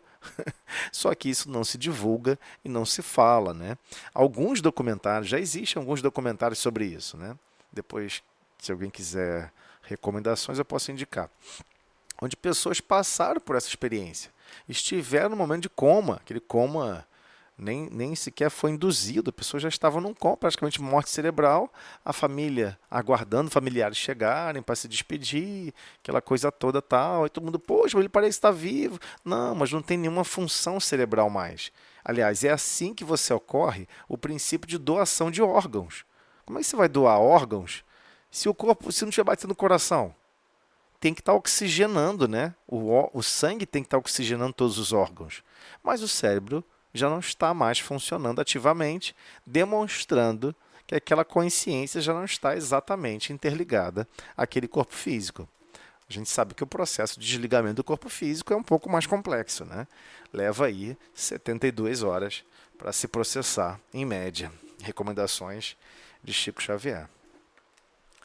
Então, entendemos essa parte, onde você não pode querer jogar as ciências fisiológicas, as ciências biológicas para explicar alguma coisa que não é biológico. Já foi provado que não é biológico. Essa é a essência, né? Senão você teria que confessar a sua insuficiência. E você não precisa confessar, né? Kardec não estava aqui presente, encarnado, como nós estamos, para ter a certeza. Não precisa confessar, não, já foi provado. É insuficiente explicar o cara acordar e sair narrando coisas que ele percebeu quando estava em coma. Esse é o aspecto legal da história, né? Se um dia algum sábio se abalançar, ou seja, se ousar a dar desse fenômeno não uma definição, entendamos-nos bem, mas uma explicação fisiológica, veremos que a sua teoria resolve todos os casos. Né? Então, a gente tem que tomar e com parcimônia. Sobretudo, que ele não omita os fatos tão comuns de aparições de pessoas no momento de sua morte. Que diga de onde vem a consciência da aparição com a morte da pessoa. Se este fosse um fato insulado, ou seja, isolado, né, poder-se-ia atribuí-lo ao acaso. É, porém, muito frequente para ser devido ao acaso, que não tem dessas reincidências. Né? Então, está deixando claro, pessoas que narram em detalhes essa experiência, né? Aparições de pessoas no momento de sua morte, e a pessoa percebe, ela está vendo, vai falar o que não viu, vai mentir para agradar alguém, então não vai assim ocorrer, né? Então, prosseguindo. Vocês não estão falando nada, estão perguntando nada, eu vou seguindo, hein? Se ao menos aquele que viu a aparição, ou seja, essa visão mediúnica, tivesse a imaginação despertada pela ideia de que a pessoa que lhe apareceu havia de morrer, vá. Né? A pessoa está com essa predisposição. Mas, quase sempre, a que aparece é a em quem menos pensava. Né? Vamos supor, o que está querendo dizer com isso, com essa frase aqui? Tem alguém internado no hospital que você viu se acidentar e você sabe que está lá acidentado no hospital. Você fica preocupado. A sua imaginação está ligada, vários momentos do dia, você está pensando naquela pessoa. Agora ele está falando o contrário. É aquela pessoa que você não está pensando de forma alguma, de repente você olha para o lado e vê essa pessoa do seu lado. Aí você, caramba. Aí quando vai ver, a pessoa fala, não, fulano desencarnou na quarta. Meio-dia, foi um acidente, foi horrível. Aí você fala, ué, mas eu Eu tive uma visão dela aqui às 3 da tarde. Isso era super comum acontecer. E já aconteceu com muitas pessoas. Isso é uma coisa natural. As almas estão interligadas. Estamos interligados. Graças a Deus. Estamos todos interligados.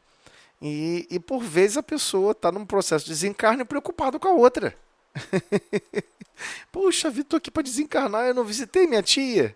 Aí a pessoa vai, sai do corpo físico e passa da tia primeiro, antes de ir para outros lugares. Isso acontece aos montes, né? Então, logo, a imaginação não entra aí de forma alguma. A pessoa não estava pensando em alguém que possivelmente estava adoecido. Ela nem sabia que a pessoa desencarnou. Ela não estava pensando nisso. Então, se você não estava pensando nisso, como é que você pode imaginar de uma hora para outra uma pessoa e depois ver essa pessoa, né? Ainda menos se podem explicar pela imaginação as circunstâncias de que nenhuma ideia se tem, em que se deu a morte da pessoa que aparece. Não tem como. Nossa, eu vi fulano e ela estava, sabe, num lago. Que coisa estranha. O carro foi lá, caiu, despencou, caiu num lago. Ela está vendo realmente o espírito desencarnando ou desencarnado no mesmo lago. Como é que ela vai imaginar um lago? Do nada pensar num lago. Um lago assim, insensado. Não vai pensar nisso, né? Dirão, porventura, os Aí Kardec já dá um nome genérico, generalizado, né? Porque realmente foi um período difícil. Foi um momento muito difícil para Kardec. Kardec sofreu muito com as pessoas que queriam provar que tudo era alucinação. Dirão, porventura, os alucinacionistas, que a alma, se é que admitem uma alma, tem momentos de sobreexcitação, em que suas faculdades se exaltam. Estamos de acordo. Porém, quando é real o que ela vê, não há ilusão, né? Quando está numa condição realmente sobreexcitada, no sentido de estar com os sentidos mais potencializados, o que ela está vendo não é uma alucinação, é algo real. É isso que Kardec está defendendo aqui. Se na sua exaltação a alma vê uma coisa que não está presente, é que ela se transporta. E se transporta mesmo, né? Mas, se nossa alma pode transportar-se para junto de uma pessoa ausente, por que não poderia a alma dessa pessoa ausente transportar-se para junto de nós? É lógico que poderia, não há restrição nenhuma. Dignem-se eles de levar em conta estes fatos na sua teoria da alucinação. E não esqueçam que uma teoria a que se podem opor fatos que a contrariam é necessariamente falsa ou incompleta. Aí tem várias pessoas aqui do grupo que estão pensando agora. Estou rastreando a mente de todo mundo. Está todo mundo pensando assim: ei, eu não sou esse grupo de pessoas que pensa em alucinação. Eu já aceito, eu concordo que existe a mediunidade. Várias pessoas aqui estão pensando isso. Eu concordo, eu não sou desse grupo não, pô. Por que Kardec deixou isso no texto? Porque vão acontecer circunstâncias e situações no médium, explicitamente o médium, em certas circunstâncias, ele vai perceber algo, ele vai ver algo, e vai ver uma coisa esquisita, que ele prefere que não exista. Porque de repente o assustou, criou uma situação constrangedora, criou uma situação difícil, percebeu alguma coisa que não lhe traz tranquilidade, ao contrário, te traz preocupação, te traz assim, uma contrariedade de sentidos. Você tem uma percepção e vê uma coisa que para você é uma coisa monstruosa, é uma coisa desesperadora. Né? E aí a pessoa prefere imaginar o quê? Não, eu devo estar pensando, isso deve ser criação da minha cabeça. O médium entra nessa psicose. Ele mesmo tenta se induzir para frear a verdade. Não, aquilo não é isso não. Eu que inventei da minha cabeça. É nesse sentido que Kardec está falando. Preste atenção para você mesmo, médium, não cair na teoria da alucinação por conta própria. Porque se existiam pessoas no passado, em 1800 e lá vai a fumaça, 1867, 65, né? A época lá do... Até que estava avançando um pouco mais as teorias, depois de 1857, com a publicação do Livro dos Espíritos. Se as pessoas preferiam sempre defender a alucinação do que tentar investigar o fenômeno, primeira coisa é uma reação de medo. Medo declarado. E a pessoa não pode julgar que é medo. Medo por vários aspectos. Medo por, de repente, toda a base fundamental de lógica de vida da pessoa é desconstruída. Medo por diversas outras situações. N explicações com relação a isso. Então, o aspecto central é: cuidado, médium. Você um dia pode se pegar criando teorias de alucinação para explicar um fenômeno mediúnico. Cuidado. Inclusive, pode ocorrer aos montes o médium querer mostrar, comentar numa reunião mediúnica, principalmente de educação mediúnica. O médium não pode ficar constrangido. Está numa reunião de educação mediúnica ou em outra reunião. Claro, se o que ele vai falar não vai causar perturbação em terceiros, né, o médium tem que ter esse bom senso. Né? Não deve falar. Mas se é algo que ele quer realmente investigar, estudar e compreender, nossa, eu vi assim, uma coisa acontecendo. Falo, qual o problema? Você não pode ficar prisioneiro. Aí a pessoa, lógico que o responsável da reunião não pode chegar e falar assim, não, isso aí foi, acho que foi você que você imaginou, hein? É a alucinação da sua cabeça. Então essa pessoa da reunião precisa estudar esse capítulo. Entendeu? Todos nós estamos estudando, estamos treinando e aprendendo. Não existe aqui professor, não. Não existe o professor de espiritismo. O único que existiu foi Allan Kardec. Emmanuel falou isso para Chico Xavier. Chico, o dia que eu falar alguma coisa contra Kardec, ou seja, Emmanuel sabia que podia ocorrer esse risco de alguém se passando por ele enganar Chico. Se um dia eu falar alguma coisa contra Kardec, me esquece, segue Kardec, tá? Ou seja, há um respeito profundo com relação a Kardec, que hoje o próprio Espiritismo, empreendido aqui na Terra, materialmente, ainda não possui esse respeito, essa grandeza.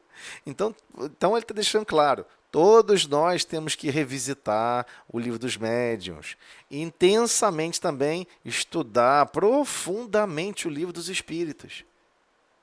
Igualmente a Gênese. Claro, a Gênese da 4ª edição para trás. A 5ª edição para frente foi adulterada. Mais de 600 adulterações produzidas originalmente no próprio francês. Houve uma intervenção de terceiros para adulterar a informação que chegou até cada um de nós. Mais de 400 adulterações já foram registradas, referente à 4ª edição para a 5ª. Coisas que foram substituídas, embaralhadas, trocadas, substituídas. Parágrafos inteiros foram substituídos por outros parágrafos com outro contexto. Só que aí você vai ter que ler no francês. Por que isso aconteceu na França? Kardec não depositou o livro A Gênese para edição, uma 5ª edição na França. Ele já tinha desencarnado. Alguém foi lá e depositou em nome dele, com todo esse processo de adulteração. Como conseguir uma pessoa adulterar assim um depósito, né, de um livro, inclusive um livro que está sendo continuado, né? Ou seja, está sendo admitido uma nova edição, significa que ele tem que manter a coerência com a edição anterior. Tá? Existe toda uma lógica por trás, não é bagunça, não. Alguém quer falar alguma coisa? Sim, sou eu, Tosélio. Boa sim, noite. Boa noite. Eu estou aqui com a Gênese da Federação Espírita, é a 17ª edição. Essa daqui está adulterada. Também está adulterado? Está adulterada. E deixa eu fazer uma pergunta. Por que a Federação Espírita, que é organizadora desses livros, né, ela deixa alterar assim? Não, você não entendeu. Ela não é organizadora desses livros. Não? Não, lógico que não. Todos os livros são originalmente escritos em francês. Tudo que o Kardec escreveu... Não passa por ela? Não, mas não passa pela Federação Espírita? Não, lógico que não. O que passa pela Federação Espírita é original em francês. Então, se o original chega até a Federação em francês e tem pessoas da França afirmando que esse é original, quem vai discutir que não é? Entendeu? Uma editora lá na França diz, o Kardec depositou aqui a 5ª edição. Tá aqui a quinta edição. Aí alguém fala assim, não, mas eu duvido, hein? Não, você não vai duvidar. É uma empresa. Aliás, se a gente parar para estudar o que significa as leis de direitos autorais, por que certas instituições têm custos pesados com relação a direitos autorais? Por exemplo, você for lá, depositou numa certa editora um livro. Tem um custo pesado para manter esse livro. Todo mundo fica pensando em papel. Não existe custo de papel. Hoje em dia, então, não existe mesmo custo de papel. Você pode até lançar ele 100% digital. Qual é o custo? Você tem que ter um grupo, uma mão de obra de grande porte para estudar, fazer revisão do texto, alinhar quais são as partes e as premissas daqueles textos que não podem ser adulterados. Ele é obrigado, por lei, a manter a coerência do texto. Então, se você mesmo depois chegar lá e apresentar outro livro e disser que é uma continuação daquele livro, ou seja, é uma próxima edição, é uma próxima edição que eu estou apresentando, você não pode, nem o próprio autor pode ir contrário ao que você mesmo escreveu. É proibido, a editora, essa é a essência da editora. A editora tem que zelar por aquele conhecimento escrito. Ela não quer saber se está certo ou errado, se é bom ou ruim. Ela não está preocupada. Ela está falando, aqui diz que A igual a B, C igual a D, F igual a G. Acabou. Aí depois você não pode ir lá na frente e falar, não, é igual a W. Não, é igual a Y. A própria editora vai falar o seguinte, não vou publicar. Não vou publicar porque é um documento que está contrário ao outro documento. Você não pode fazer isso. Aí ele para de editar, mas não vai continuar a edição, entendeu? Então, o que você pode fazer uma nova edição é aprimorar figuras, ajustar frases, corrigir uma estrutura para adequar a novas regras da língua portuguesa. No máximo isso, a nova edição. Acrescentar um capítulo. Isso você pode fazer uma nova edição. Você não pode voltar no capítulo anterior. Olha, o capítulo 3, que eu falava isso, W, Y, Z. Não, eu agora resolvi mudar para a próxima edição. Você não pode fazer isso, é proibido. Proibido. É a única coisa que você não pode fazer num livro. Não sei se eu me fiz claro com relação a isso. Então, todo mundo da FEB foi enganado. Porque ninguém foi no original em francês para ler. Então, quando você, por exemplo, Guilhom Ribeiro e vários outros grandes nomes, né, que auxiliaram na tradução, são pessoas com psiquismo e com pensamento aprisionados no processo de religiosidade católica apostólica romana. Então, ele acredita em punição. Então, você é um tradutor, você está lendo o original em francês, é você que está traduzindo, você vai ver várias palavras e contextos, mesmo no Evangelho segundo o Espiritismo, que está escrito punição, que está escrito praticamente Deus castiga.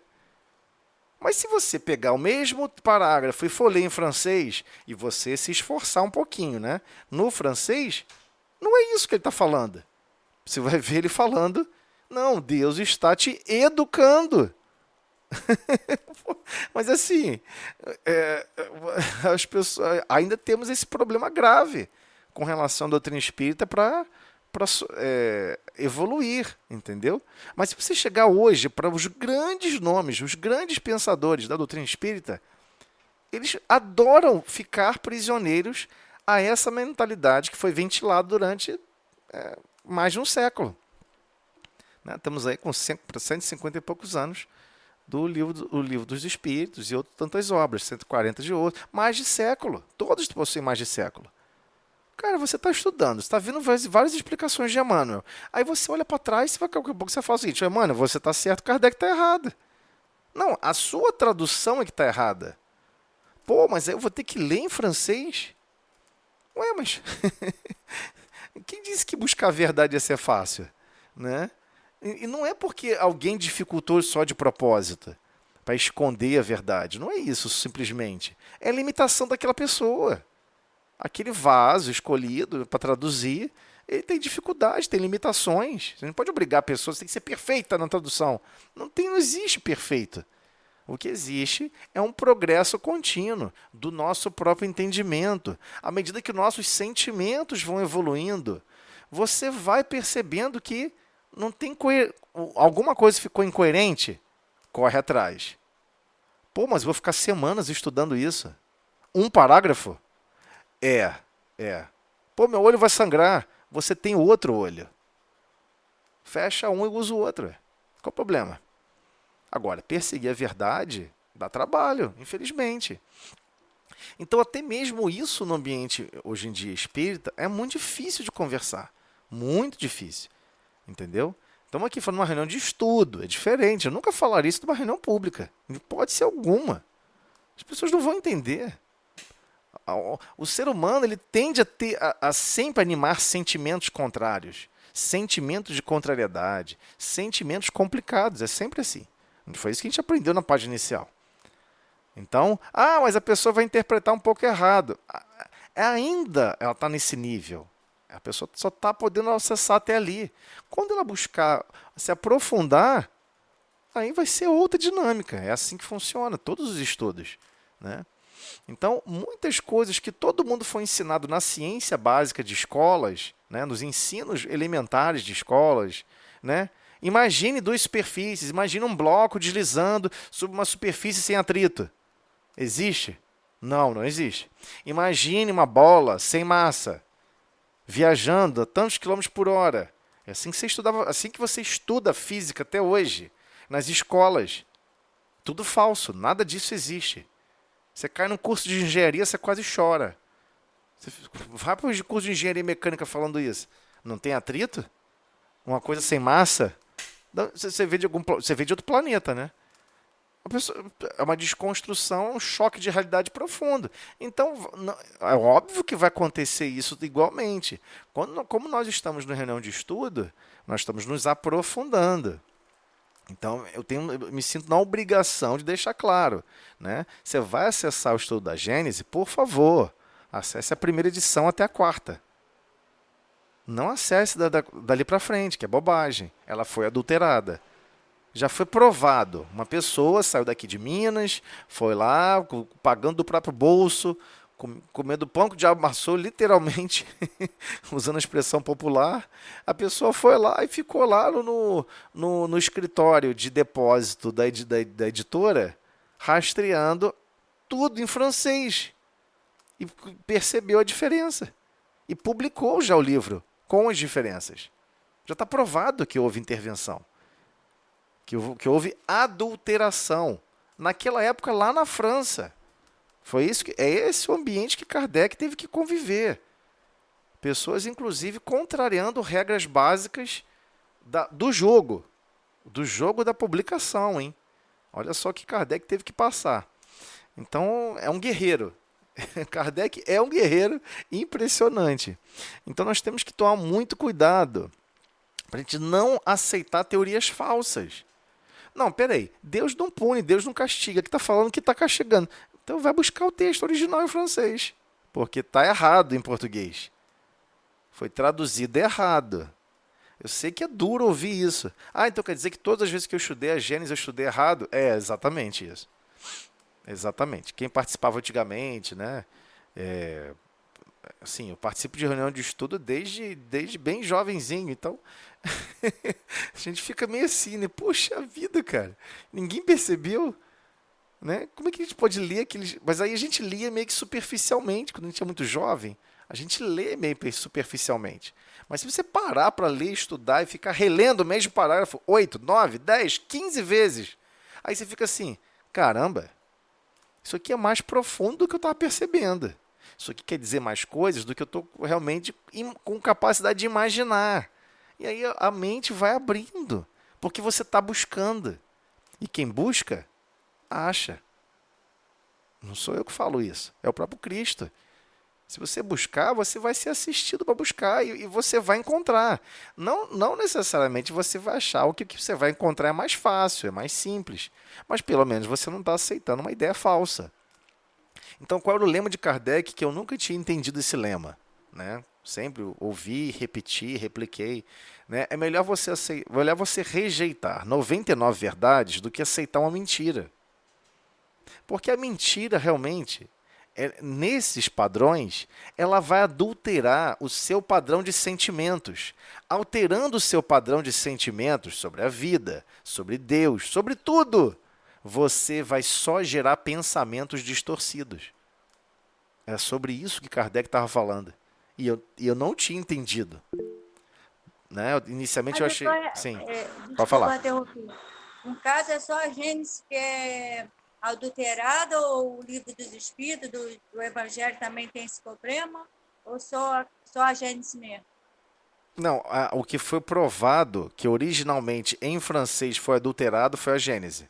Já foi provado isso, já foi publicado, todo mundo já sabe disso. Mas isso não tem nada a ver com a FEB, é isso que eu estou tentando te explicar. Entendi. A FEB é só mais outra Foi- editora.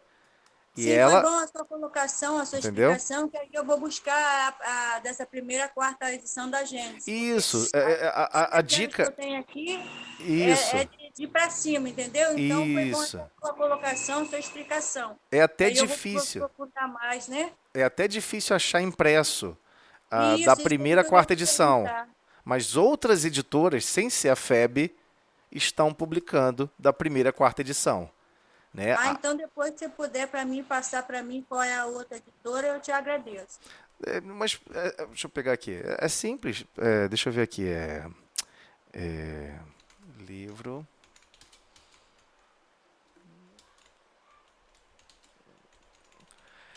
Quarta edição. A primeira edição eu sei que foi refeita pela editora Ideal. Ideal. A quarta edição eu já não tenho de cabeça.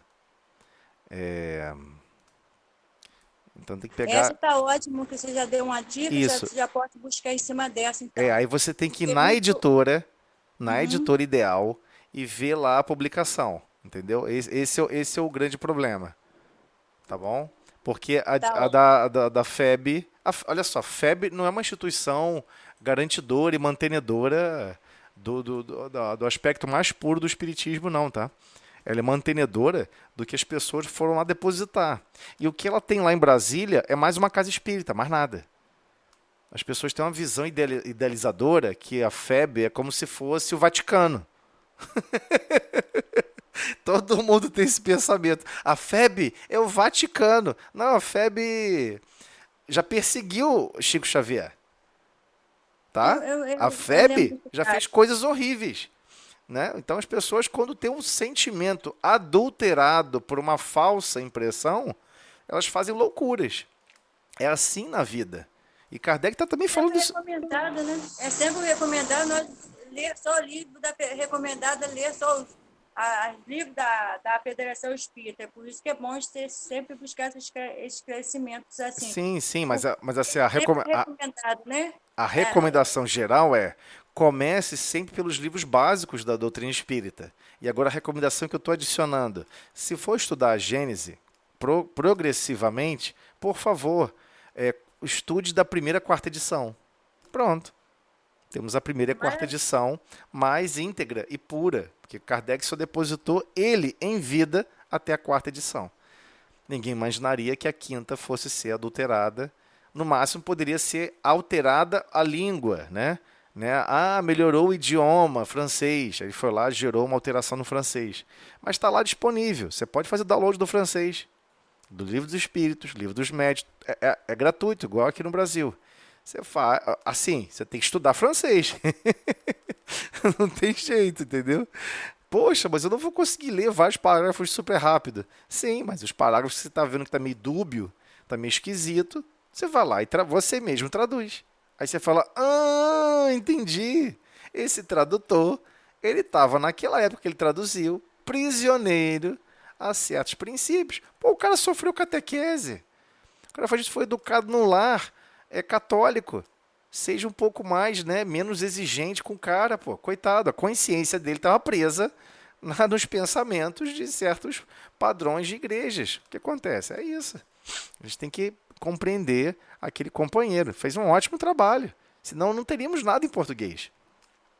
Mas é claro que ia ter falhas, ia ter dificuldades, ia ter lacunas em aberto, né? Senão iríamos imaginar que Guilhom Ribeiro é perfeito.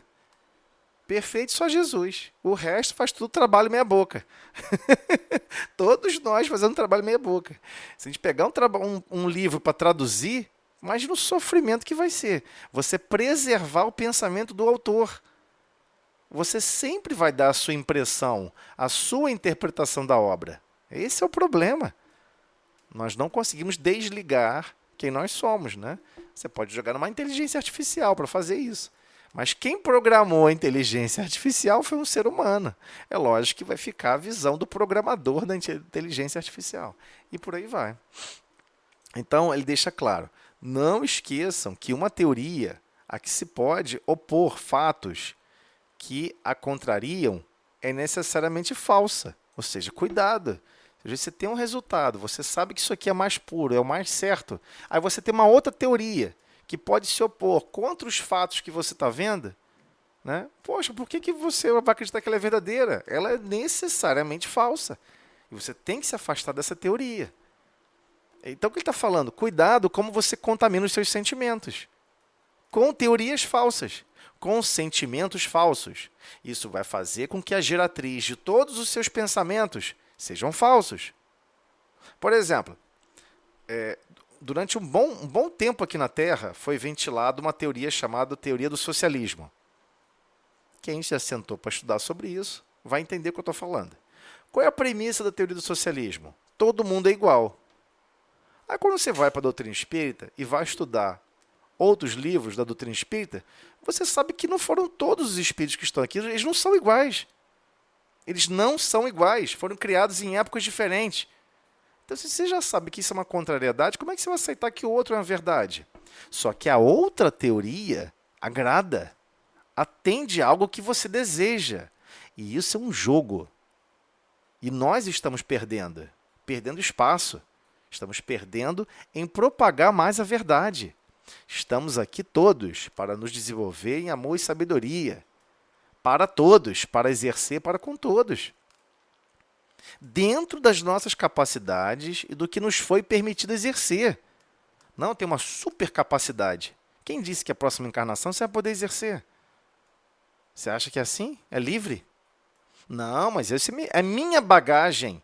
Mas se essa bagagem estiver te atrasando em você se desenvolver em amor, ela é bloqueada.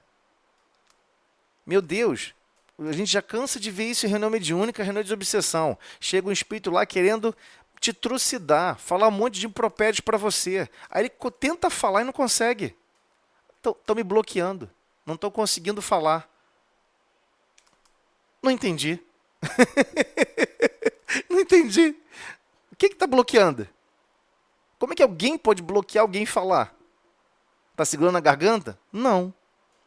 Tem leis naturais que estão ali imperando? Sim. Ele não compreende essas leis. Ele não entende.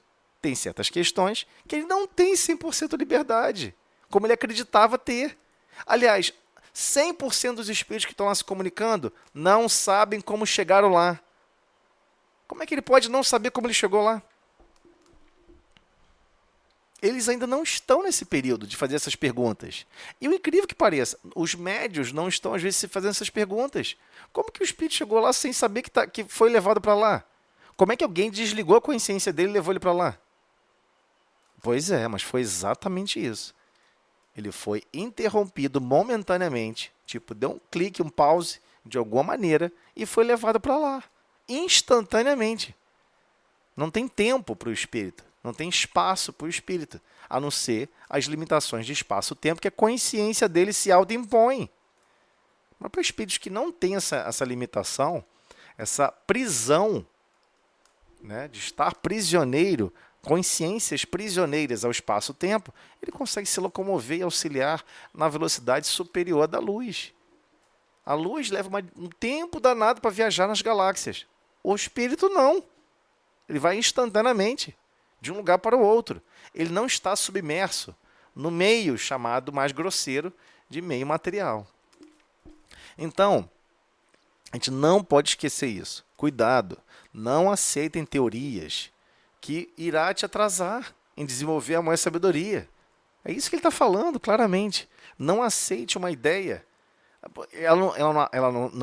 Não consegue se consolidar com relação a nenhum outro fato e você vai achar que ela é verdadeira? Não é. Ela é falsa. E você tem que estudar, estudar, estudar e deixando claro a teoria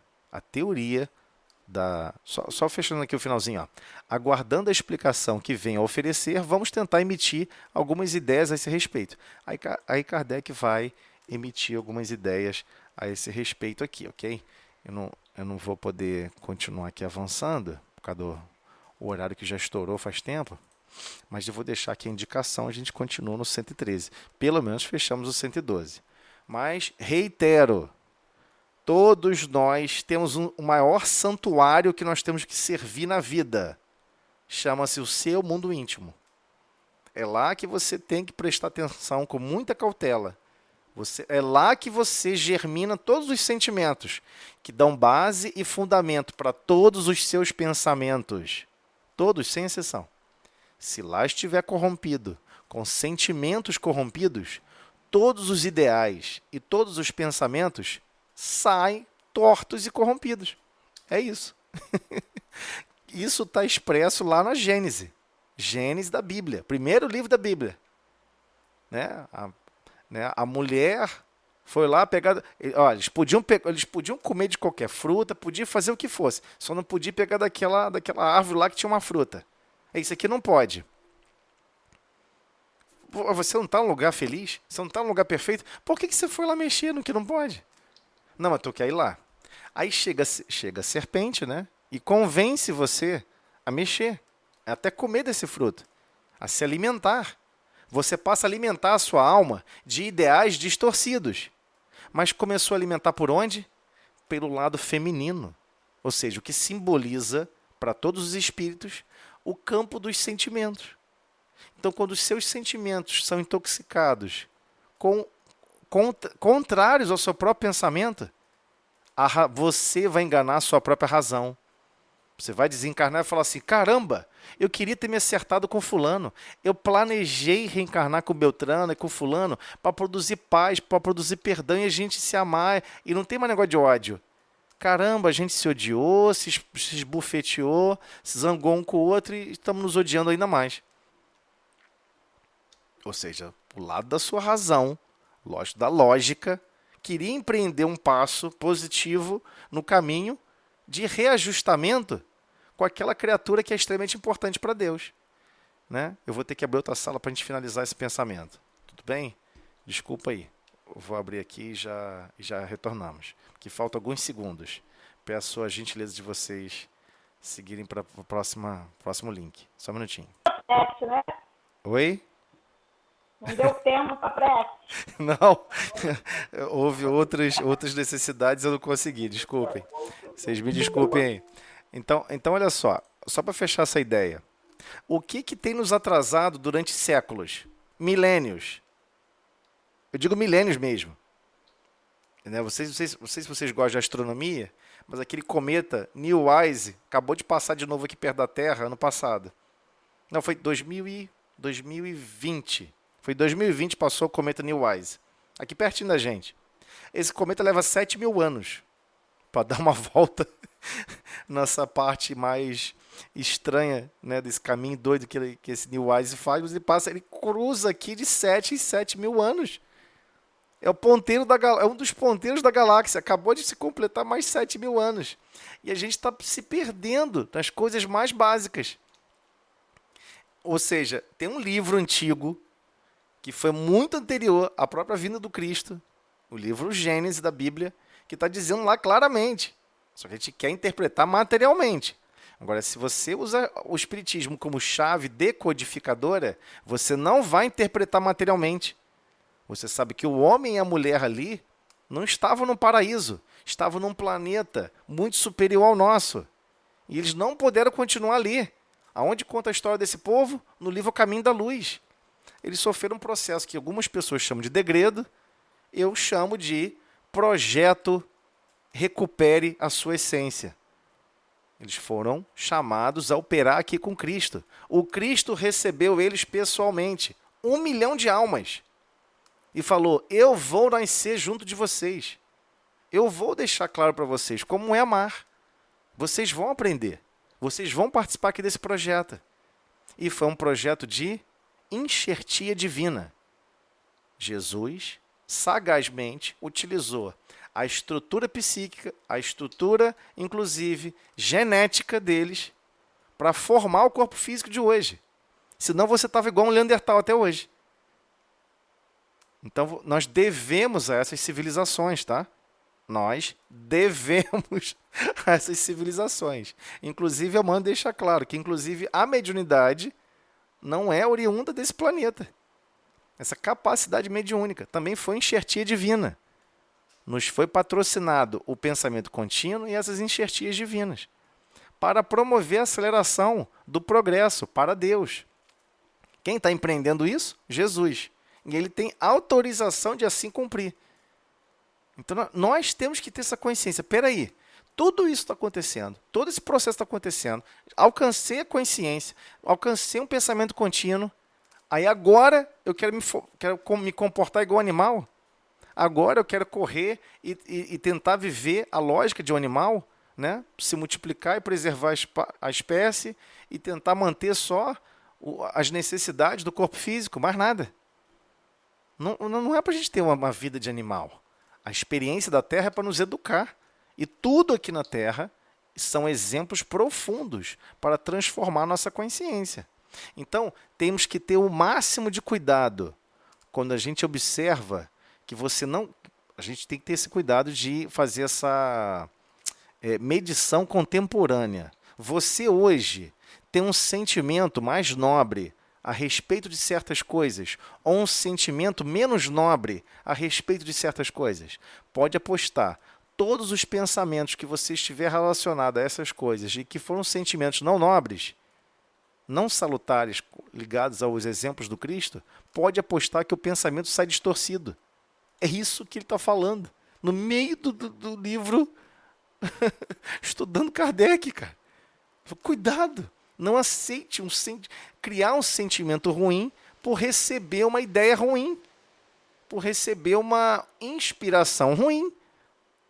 É esse o dilema que nós vamos ter que lutar continuamente, inclusive com relação à obsessão, especialmente a obsessão simples, que as pessoas chamam vulgarmente de simples, que de simples não tem nada. São essas coisas simples que tiram você do sério, que acaba com o seu foco de querer amar, perdoar, servir, acaba com o seu foco de querer manter alegria no dia a dia, de trabalhar ainda mais feliz no dia seguinte.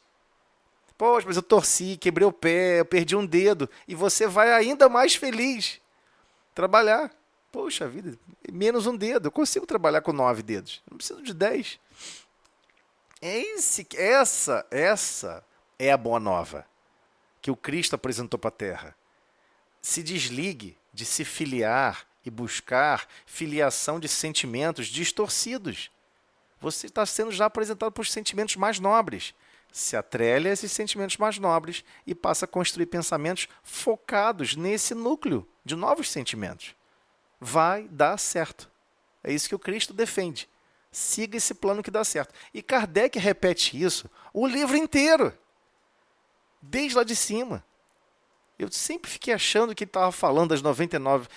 Melhor você não aceitar 99 mentiras do que aceitar uma verdade. Eu sempre estava achando que quando ele falava essas frases, né, é melhor você rejeitar 99 verdades do que aceitar uma mentira, que era com relação a lógicas simplesmente, mas não é sobre lógica, é sobre os sentimentos.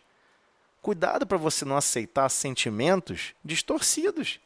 Ele vai ser o gerador, a geratriz de todos os pensamentos tortos que você vai ter por 10 mil anos, por 14 mil anos.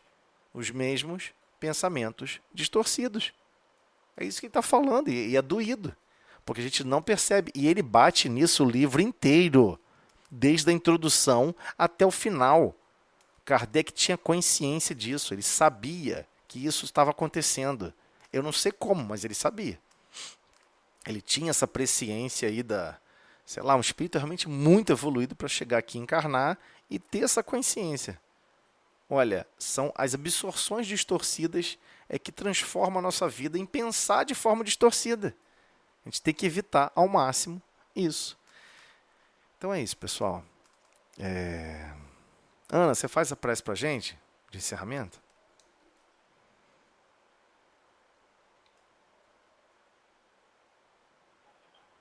Eu? Sim? Então vamos lá. Senhor Jesus, agradecemos, Senhor, todos esses ensinamentos, que possamos, Senhor, ao estar em contato com as obras da doutrina, que é muito esmiuçado, que possamos, Senhor, aprender